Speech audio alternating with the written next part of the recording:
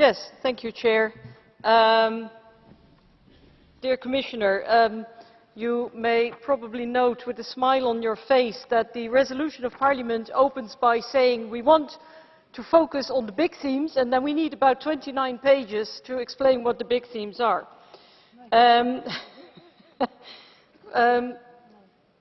very much welcome the aim of the European Commission, supported by the majority in this House, to cut red tape. I think that's always a good idea anywhere, but it shouldn't become a goal in itself. And quite frankly, cutting red tape, as important as it may be, is not the answer to all the big challenges of today. It's not the answer to the refugee crisis. It's not the answer to the crisis in the Eurozone. It's not the answer to the dismantling of the Schengen area. It's not the answer to Mr. Putin. So we need cutting red tape, but we need more than that. And I think what we need to keep in mind is that what we are doing here today is creating the European Union that future generations will be living in. It's not just about us and our little differences, or indeed the things that bind us. It is about future generations.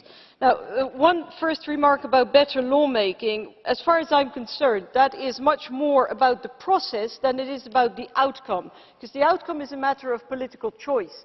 And in the process, I think there's a lot that needs to be improved, and the Commission can do a lot there too. For example, in introducing a true culture of transparency and access to documents, because despite all the nice words, I find that the three institutions, and that includes the European Parliament, still have a very conservative reflex when it comes to opening up and being transparent. A second one, it's a minor one, it's not in the resolution, but I think I'm speaking on behalf of all of us, would be getting true responses, serious responses to our written parliamentary questions, rather than the non-answers that we usually get.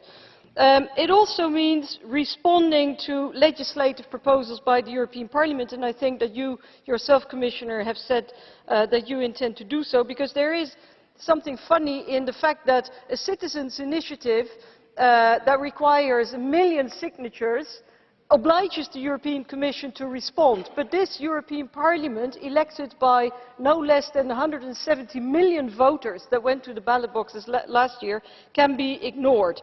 And I think finally the European Commission can and should do a lot better on review and evaluation.